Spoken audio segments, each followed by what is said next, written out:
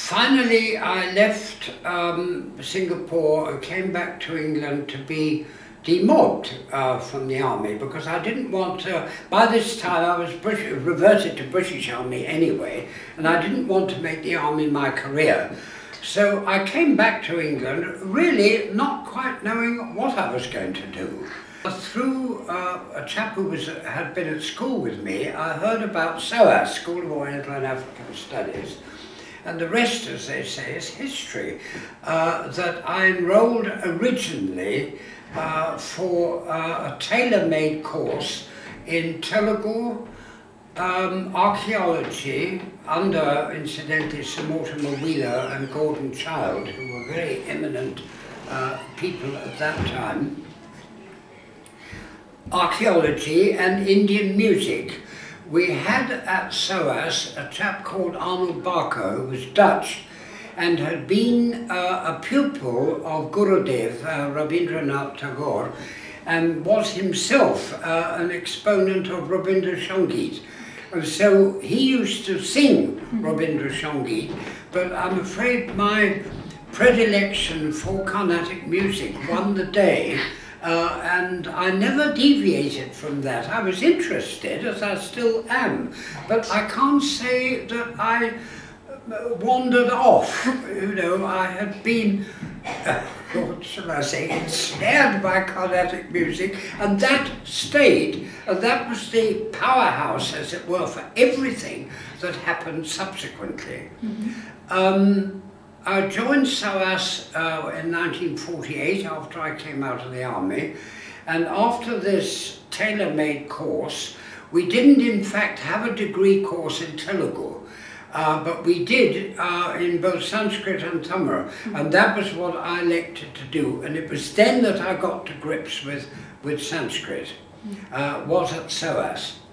And latterly, then, towards the latter part of my degree course, which I finished in 1953, had a very good teacher of Sanskrit.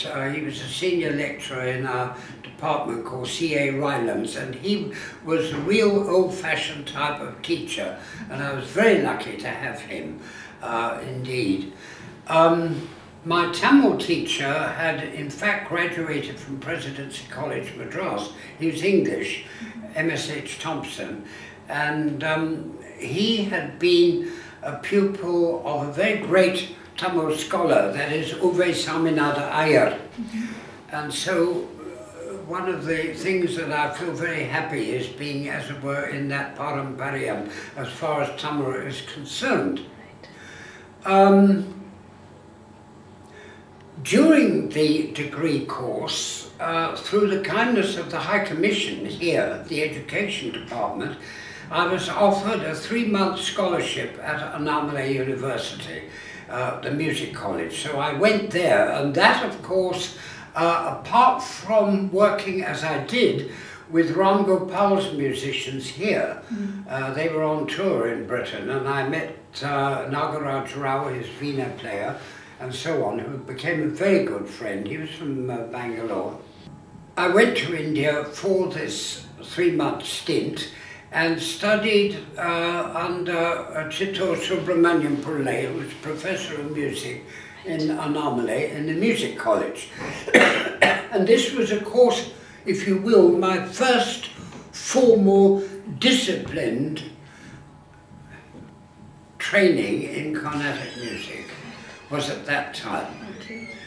But this was, as it were, an interregnum in the course of my degree, which therefore lasted for 4 years rather than 3.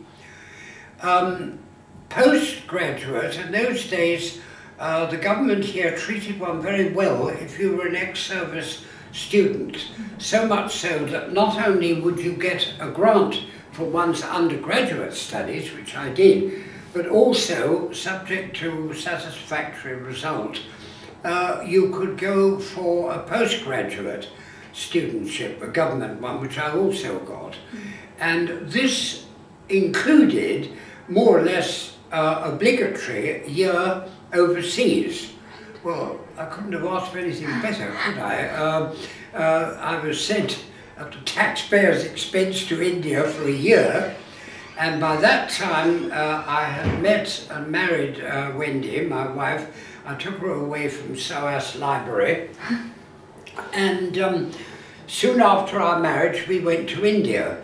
And of course, partly as a result of that, our eldest son, James, who does the carols here at the Bhavan every year, he's actually from Madras by birth. He was born in T Nagar, Mambalam. And so we were there for a year.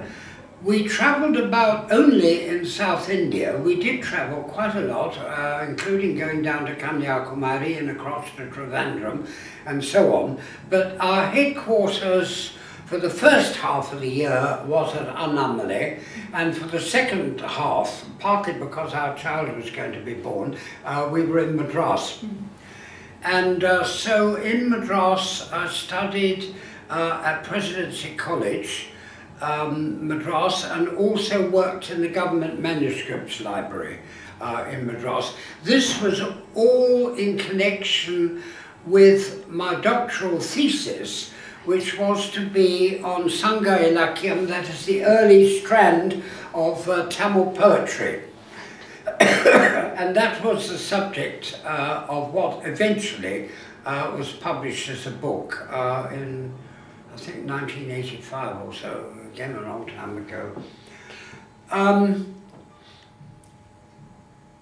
While I was still finishing my thesis, the opportunity of a lectureship at SOAS came up, and I went for that. And initially it was entitled Tamra, then it was later Tamra and in Indian music, and then latterly South Indian Studies. The reason for that was that it was getting longer and longer winded as a title, and it had to include Indian art and archaeology, because of course, having studied under Mortimer Wheeler, right, inevitably I got drawn into art and archaeology, Indian art history, which explains why Wendy and I both have run an art and archaeology course here at the Bhavan. That's the reason that I taught it for the last 10 years or so of my tenure at SOAS. I was teaching, in fact I had many more students for art and archaeology than I ever did for Tamara. I think at the end there were about 60, okay, spread over 3 or 4 undergraduate and postgraduate programs. It was a growth area, whereas the language area is rather more specialized. I think one has to say that.